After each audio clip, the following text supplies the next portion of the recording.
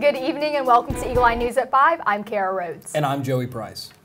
Auburn University's Student Government Association has named its 2018 to 2019 cabinet members. The SGA cabinet is selected through a competitive interview and application process. The cabinet is responsible for organizing many of the programs and events hosted by the SGA. 700 students from across the nation visited Auburn University for the 2018 American Pre-Veterinary Medical Association Symposium. The two-day event is held annually at a different university to highlight different opportunities within veterinary medicine.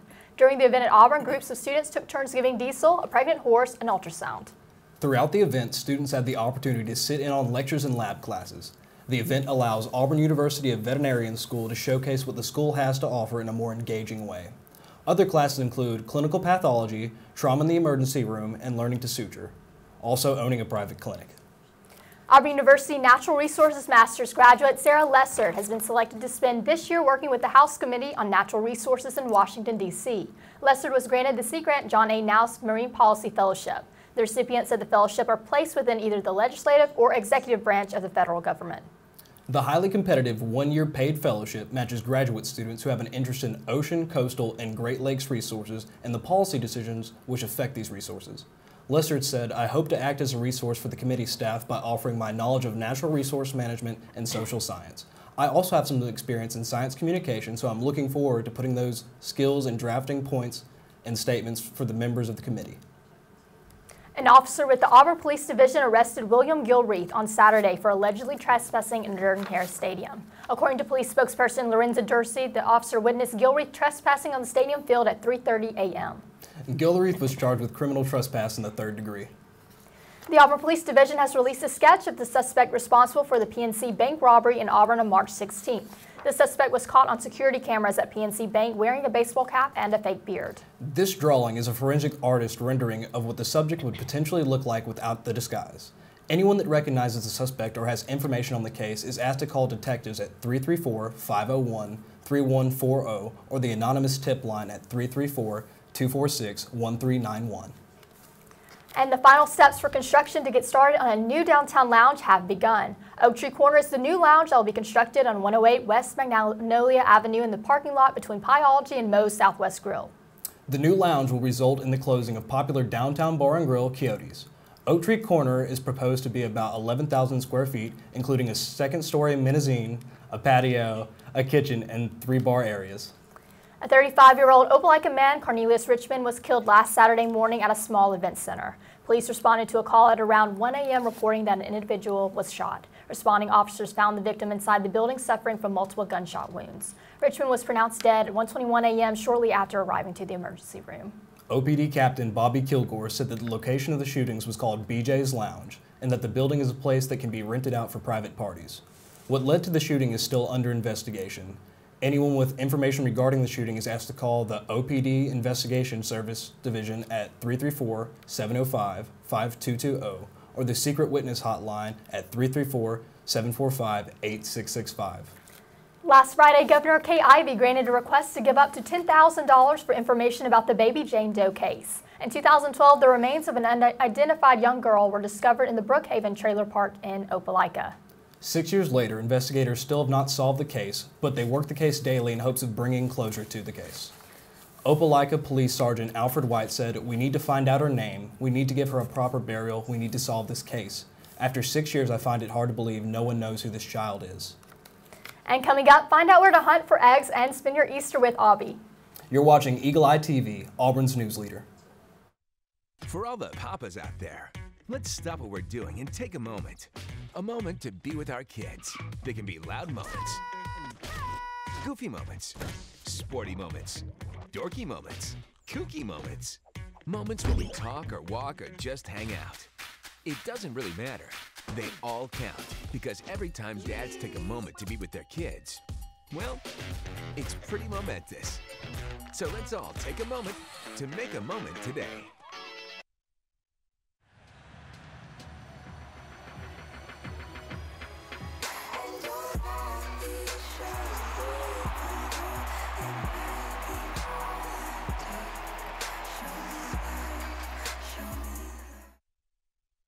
Comfort Ferdinand. You look at me and think big. You think scary, but I'm a little misunderstood. Sorry, I almost killed you. You've all been misunderstood. You're not a fighter. I don't understand that at all. Kids with learning and attention issues like dyslexia and ADHD are misunderstood too. Take the time to understand. Best plan ever! With the right support, everyone can reach their full potential because you can't judge a bull by his cover. Learn more at understood.org.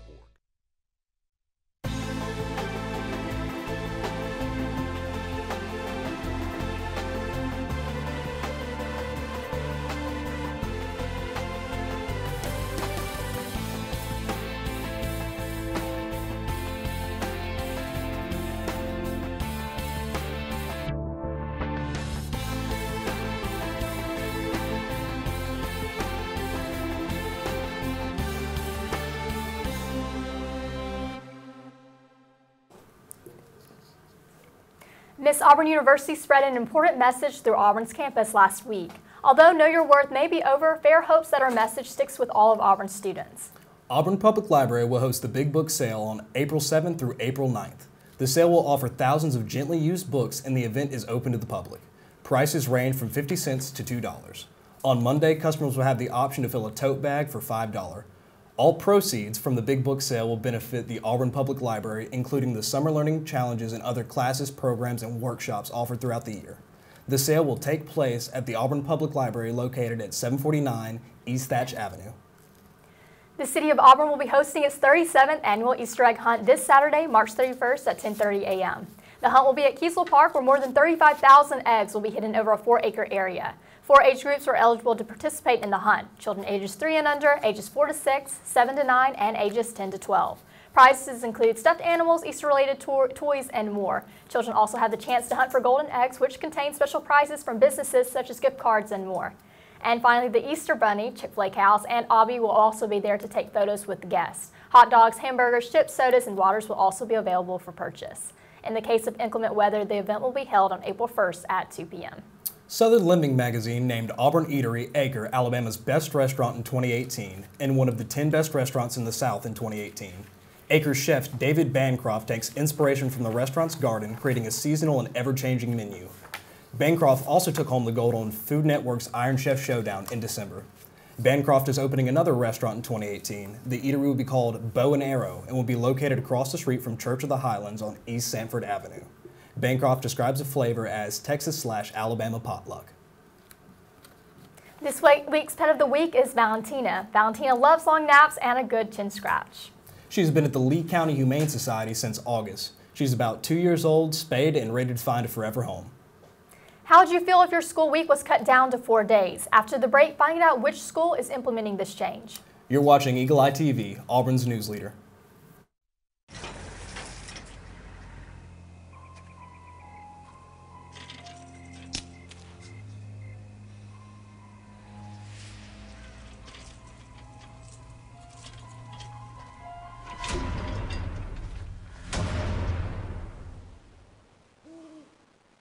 If you don't fix them, sparks from dragging tow chains could cause a wildfire, and that could be scary. Hi, Smokey. Only you can prevent wildfires.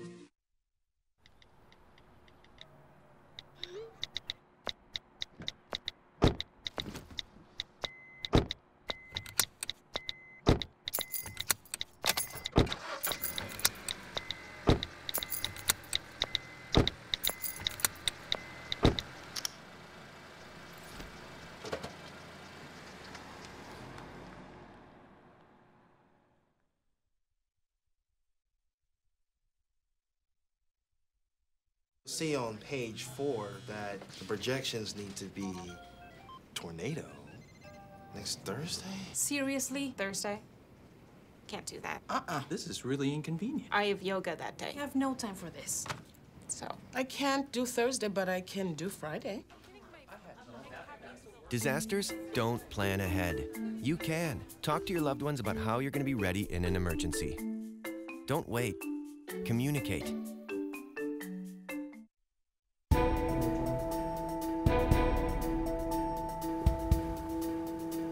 Beginning in August 2018, students in a Colorado school district will attend classes for 4 days each week instead of 5. Students will attend classes Tuesday through Friday, and the new schedule applies to kindergarten, elementary, middle, and high school. Rather than extending the school year, students will be in class longer. Elementary and kindergarten schools will begin at 7:50 a.m. and end at 3:30 p.m., while middle and high schools will start at 8:30 a.m. and end at 4:32 p.m. Where was this when I was in school? Honestly, 8 a.m.'s kill me now, so I don't know how much good it'll do, but best of luck. We'll see. And that's all we have for you tonight. Be sure to keep up to date with all the latest news by following us on Facebook and Twitter at Eagle Eye TV and online at eagleeyeauburn.com. And download our newest Alexa skill to hear all the latest headlines. I'm Kara Rhodes. And I'm Joey Price. Thanks for joining us in War Eagle.